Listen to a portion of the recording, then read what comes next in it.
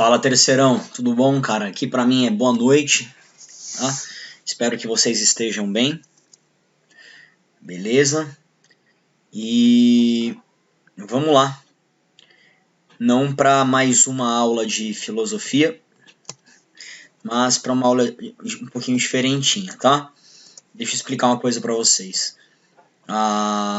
De acordo com o calendário, nessa semana, terça-feira é feriado e a gente não teria aula de filosofia, tá?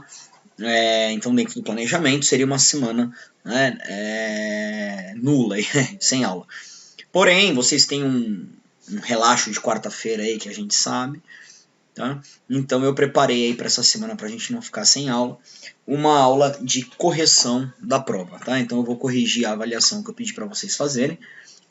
Eu vou gravar uma aula para corrigir as duas provas, tá? Como se fosse uma aula em duas, tá?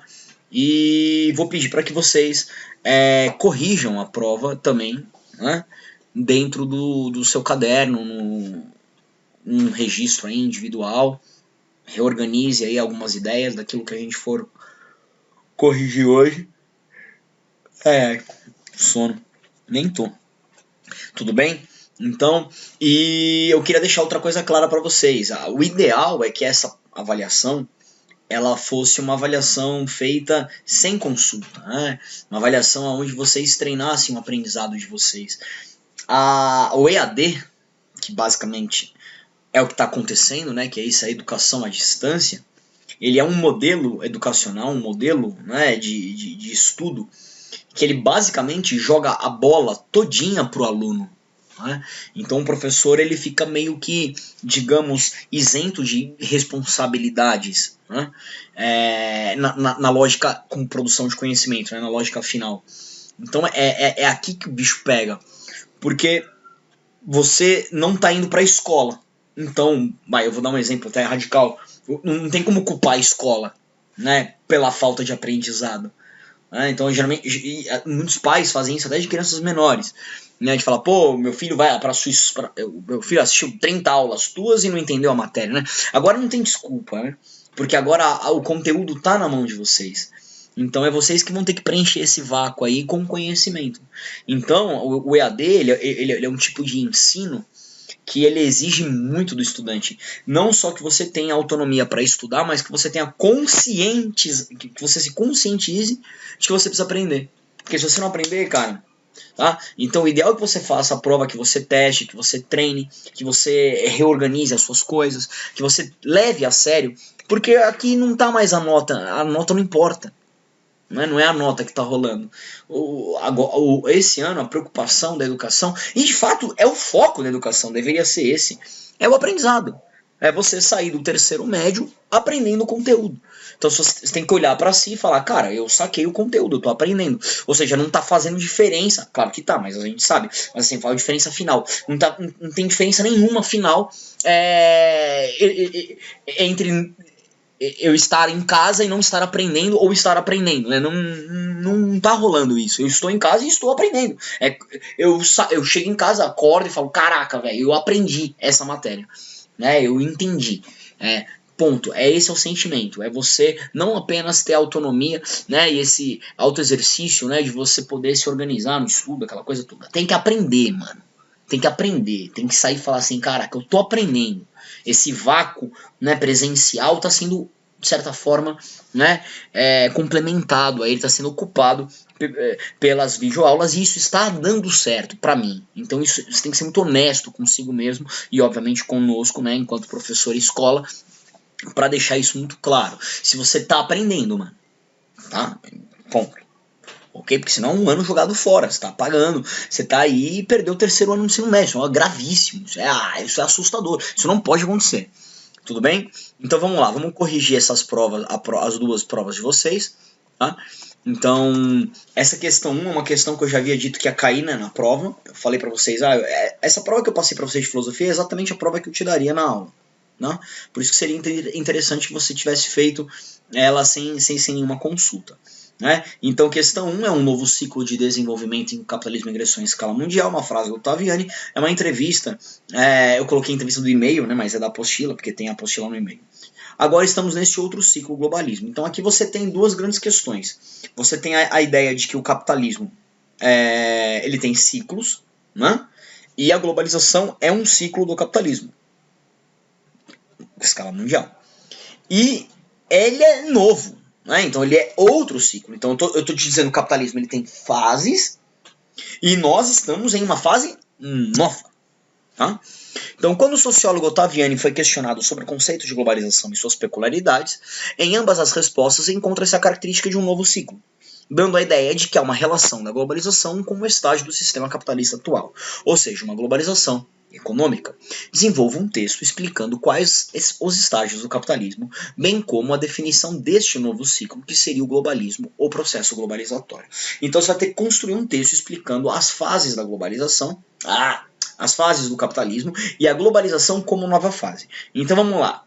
Mercantilismo, então você tinha que obrigatoriamente explicar a época do mercantilismo, colonialismo, que é a época que você acumula metais. Você tinha que ir para a época do liberalismo, né, a segunda fase, que é a fase justamente da Revolução Industrial, né, de o Estado não interferir mais na economia, esse capital virar capital de fato, né, o dinheiro virar capital, ser investido em tecnologia, mão de obra e monopólio dos meios de produção. Tá? Uma terceira fase é a fase do imperialismo, que a gente comentou muito em sala. Então essa é uma fase que eu vou exigir que vocês abordem com um pouco mais de cuidado. A fase do imperialismo, basicamente, é aquela fase dos monopólios, né? A fase das grandes empresas, que elas controlavam o preço, elas controlavam toda a produção. Né? E como elas controlavam toda a produção na segunda Revolução Industrial, nascem as novas potências, aquela história toda. Né? Então, essa é a grande questão. O capitalismo, na época imperial, do imperialismo, é um capitalismo nacional. É um capitalismo que é organizado, defendido, né, dirigido pelas nações, inclusive as próprias invasões, né, na África, na Ásia e por aí vai. Então você tinha que trabalhar o imperialismo com essa grande ideia, a formação de grandes monopólios, né, e esses monopólios pertencem a essas novas potências. E essas novas potências que direcionam o sistema econômico da época. Né? Diferentemente da globalização, e a palavra-chave neste novo ciclo que você tinha que abordar é a transnacional. Então você tinha que desenvolver a ideia da transnacional. Né? Então o globalismo, né, esse novo processo globalizatório atual, ele é um processo onde as empresas transnacionais administram a economia moderna. Aí você desenvolve o conceito de empresa transnacional. Aí tinha que falar aquela ideia de que dos processos, né, que a produção de um produto, lá tem uma peça fabricada em cada parte do mundo, né? Então essa visão de que o ser global, a ideia da mídia, manda bala, né? Mas você tinha que trabalhar nessa lógica, ok? Arruma, hein, mano? Quem errou, corrige. Questão 2, uma questão para identificar filme. Né, uma questão besta aí, né? Descreva trechos do filme que ilustra as consequências da chegada da garrafa de Coca-Cola na tribo do Xi, os Boshimanes, né? O que acontece no filme. Na verdade, você pode aí ter a liberdade de descrever trechos, e todos esses trechos que se relacionam com crime, né? Inveja, brigas, né? Conflitos internos, né? Que é o que acontece quando a Coca-Cola chega. Durante o filme, Xi passa um tempo na prisão. Por quê? Tá? Ele passa um tempo na prisão porque ele não tem noção de propriedade e ele acaba caçando um animal, né, que era propriedade privada de algum, né, algum dono lá, né, um cara que tem uma fazenda lá que aparece no filme. Como as crianças e a professora Kate foram salvas por Stein, Mapud e Xi, aí o conhecimento deles, né, da natureza, é muito interessante esse filme porque ele traz um pouco essa ideia. O que é tecnologia? Ele questiona isso, né? Porque, por exemplo, você vê que no filme tem várias partes que ele não sabe mexer na tecnologia. Aquela brincadeira dele com o carro, né? O carro meio que tira sarro dele. Ele é meio atrapalhado com as questões, né, ligadas à mulher. Mas ele tem um conhecimento da natureza muito, muito grande, né? O Stein e o Mapud. Né? Então ele atira lá na planta que ele sabe que... ele sabe que o rinoceronte, né, não sei lá, o javali, né, que apaga o fogo, não lembro bem, né, ele sabe, né, que tem a planta que gruda, né, então ele tem um conhecimento da natureza, isso também é tecnologia, né, e não um carro, né? O carro é meio bobo no filme, né? Ele fica tipo, tirando sarro do carro, que era o símbolo, né, da segunda revolução industrial, né, o símbolo do avanço tecnológico, e ali você faz uma reflexão. O que te salva na floresta não é o carro, né? Por exemplo, os Bushimanes não têm tecnologia ao viver sem água. Imagina, cara, viver sem água dentro do deserto. Saber aonde você cava para pegar um tubérculo, né, espremer com a ponta do dedo e pegar uma gota d'água. Isso é tecnologia, conhecimento da natureza, né? Então é essa a grande questão aí do filme. Com base no filme e nos textos da apostila, podemos identificar o conceito de uma globalização perversa, ou seja, uma globalização que não emancipa o homem e nem facilita sua vida. Discorra sobre essa ideia que aparece no filme em questão. Então é muito isso, né, que você vai ter que tentar entender. Eu acho que os primeiros 10 minutos do filme ele é fundamental para trazer essa ideia. Ele tem uma das frases mais fantásticas desse filme é quando ele fala que quanto mais avança a ciência, mais os nossos filhos estão condenados a ficar presos nas escolas, aprendendo mais para se adaptar no mundo mais complexo e mais complicado que o homem cria. Então, ou seja, essa ideia de que a ciência facilita a vida do homem é questionável. Quem falou que a ciência facilita a vida do homem? Quanto mais a ciência avança, mais fica complicado aprender a sobreviver neste mundo complexo que o homem criou. Mais escola, mais dificuldade, né? Então você tinha que trabalhar um pouco aquele começo do filme que é fantástico, nessa visão de uma globalização perversa, que é uma globalização que quanto mais ela avança, mais ela dificulta a vida do homem, mais complicado fica viver, né? E aí você vê, por exemplo, como que uma garrafa de Coca-Cola que eles usavam como um objeto para facilitar a vida deles, né? Lá não sei o que, para curar, né? Para fazer eles decoravam, né, as cabeças, as faixinhas, né, eles faziam bolsa, então era uma ferramenta tecnológica, uma garrafa de vidro.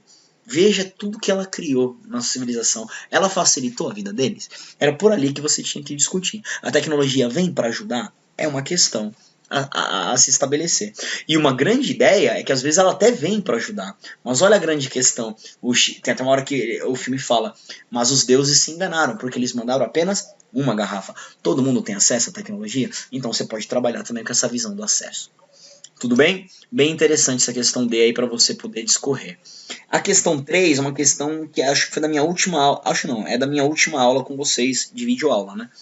Então, diante deste relativismo todo, dessa ausência de doutrina, grande parte das vozes caminha para um lugar comum. Um novo papel é reservado para as forças políticas da nova era. Então, o que seria esse relativismo aí? Né? O que ele está mencionando? Ele está falando essa ideia da globalização ser uma metanarrativa. Então, é muito relativo se a globalização é ou não uma metanarrativa, mas uma coisa é certa. As vozes que tentam discutir se a globalização é metanarrativa, elas caminham pelo mesmo lugar. Há uma nova era para a política. Isso não tem conversa. Se a globalização ela é nova, se ela emancipa o homem, aí é outra história. Debate, relativismo. Ausência de doutrina. Agora, uma coisa a gente pode entender. Um novo papel político, de acordo com Paul Rich e Graham Thompson, está reservado. Né? O trecho acima indica que, diante do relativismo do mundo globalizado, existe uma tendência indiscutível que seria um novo papel da política frente ao mundo globalizado. De acordo com a leitura do texto, os debates em sala, no caso aí a videoaula, eu não arrumei a prova, qual a situação atual do poder político frente às forças econômicas e como deve ser o novo papel da política. Cara, a gente tem aí duas perguntas, hein? Então você tem que abordar como é o que está acontecendo com a política hoje e o que deve acontecer. Como a política deve, né, se comportar. Então, essa primeira questão é a crise do Estado-nação, até o próprio nome do livro aí deles ali, né? Então você vai ter que explicar o que está acontecendo com a política hoje. A política está perdendo força para a economia. Discorra. Por quê? Vai na videoaula, vamos lá, né? Então você tem que trabalhar que a política está perdendo força para a economia. Os interesses econômicos estão acima, as organizações internacionais, a OMC, né? Manda bala. Né? Aí tem até um texto, né, da apostila que explica. E como deve ser o novo papel da política? O poder de suturação. Essa é a palavra-chave. Aquela costura, né, de você costurar relações com as empresas. Né? Então, essa não pode escapar. Né? Então, uma política que se internacionalize, uma política que se economize, né, no sentido de se transformar mais próxima, né, de um mecanismo que autorize e que regule a economia, né, no mundo moderno, né, que faça esse canal entre essa atualização país mundo econômico internacional, né? Esse poder de sutura. Tudo bem? Então, pessoal, refaçam a prova, reorganizem isso no caderno. Eu vou olhar quando a gente voltar, tranquilo? E o mais importante de tudo, aprendam. Olha para isso aqui e fala, caraca, mano, saquei. E não tem outra forma de estudar, é ler e escrever. Tudo bem? Eu sei que tá meio complicado. Para mim é mais complicado porque eu fico falando, eu não paro de falar. Você simplesmente dá uma pausa no vídeo e depois você continua assistindo. Então, menos mal, né? Então, a prova de sociologia é uma redação. E depois eu fiquei me ligando, eu falei, caraca, velho. Ela tá muito próxima da própria síntese que vocês já fizeram, né? Claro que aqui seria um texto, uma paginazinha aí, né? De meio modelo redação, mas é muito próximo da síntese que vocês já fizeram, né? Daquela relação texto-documentário, né? Tudo bem? Mas vamos lá, né? Essa é uma frase do texto que a gente estudou em sala, que é uma frase na parte final, né? Então, hoje os jovens servem de mão de obra barata, então eles ganham pouco. Nossa, professor, é bastante. Se pôs na lousa lá, é pouco. Pelo lucro do tráfico, aquilo não é nada. Né? Eles são empregados do crime organizado, sem dúvida. Acreditam serem heróis, né? Então, eles são empregados, mão de obra barata, e acham que lutam pela gangue, que é PCC, mano, né? Então tem toda uma ideia, o ideal, né? Sem dúvida. Esses heróis que eles se acham heróis, eles também são revoltados contra a desigualdade social, fato, o preconceito, fato, e eles também são exterminados pela polícia, então a polícia é inimigo, ponto. Esses heróis que se acham, né, eles também são relacionados ao mundo legal dos negócios, como a empresa e a mídia. Aquele desenho que eu pus na lousa do carinha lá com o bonezinho, óculos, né, cigarro, ok? Que deveriam combater o crime. Porque o mundo legal tem que lutar contra o mundo ilegal. Mas não. Eles ganham dinheiro com o crime. Enquanto esses jovens que se acham heróis acabam mortos ou presos. Frase repleta de conhecimento, hein? Essa frase dá para escrever a redação inteira só em cima dela. Descriminalização. A ação de revogar a criminalidade de um fato. A ação de fazer com que alguma coisa deixe de ser um crime. Estou falando sobre, obviamente, a descriminalização, né, das drogas. Eu acho que tá errada essa palavra descriminalização, hein? Eu vou dar uma pesquisada aqui. Eu acho que é descriminalização. Eita, me deu brancaço, velho.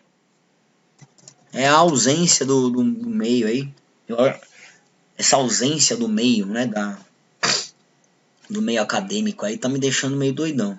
Pra mim, tá errado. Viu? É descriminalização das drogas. Mandei errado pra vocês aí a prova. Olha a prova da Carol aí. Tava corrigindo. Né? Meu pai amado. Tô apertando tudo errado, velho. Tô doidão. Apertei errado de novo.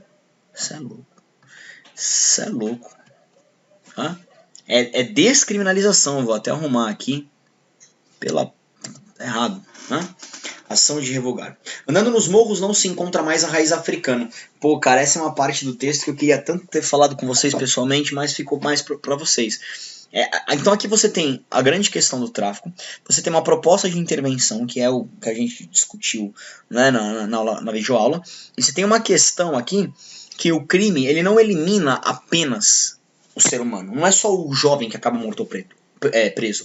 A cultura negra, a cultura da favela, ela é uma cultura que está sendo derrotada, que está sendo destruída. Tem uma parte do texto muito interessante onde ele fala, né, que a Europa tem escolas, né, de samba, né, feijoada, e aqui fica a intolerância, né, que hoje não se vê mais o pagode, o samba, os baile funks não reúnem mais as gerações, né, o velho tem que acabar, agora é a molecada nova, né, o movimento, é guerra, é conflito, tem um cara na família que é do exército, então ele tem que morrer, não tem mais aquela estrutura, né, a cultura do morro está sendo destruída, pesado, né.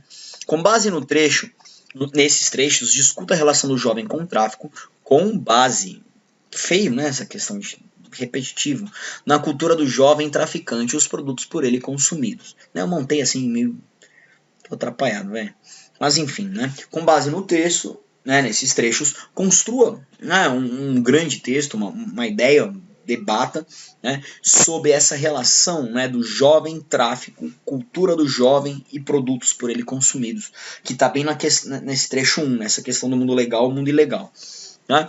Procure explicações no fenômeno da chamada globalização para mostrar a força das empresas que invadem não só a classe média e rica, mas morros também. Então você vai ter que trabalhar com a globalização aí dentro, a mídia, né, ponto. Tá? Aborde a cultura do morro, né? Então entre nessa questão de que a mídia ela vai construir um padrão, esse padrão midiático não é o padrão do morro, né? Esse padrão de perfeição cultural não é a cultura do morro, então você elimina essa cultura, né? E não se esqueça de uma proposta interventiva, que não necessariamente, né, seja a descriminalização das drogas. É uma questão sua dentro, né, da videoaula, estudada na videoaula que a gente trabalhou. Ali a gente tem algumas propostas, né, o exército, a questão das fronteiras, tá, aquilo que você viu lá, né, aborde uma proposta. Então é uma redação construída, né? Você vai ter que trabalhar com a globalização, a relação do jovem, a cultura do morro, a cultura do jovem versus a cultura da mídia. Cara, tem coisa pra caramba aí pra escrever. Tá? Então, aqui não tem muito o que fazer, né? O que eu acho é que você tem que abordar todos os pontos. Você só vai errar aqui se você não fez uma proposta, se você não falou da cultura do morro, se você não pôs a globalização na brincadeira e se, obviamente, você não relacionou a cultura do jovem, do tráfico, com a cultura, né? Perdão, o jovem entrando no tráfico com a cultura do jovem. Né? Então, se você não fez essa relação, aquele lado do status, também vacilou.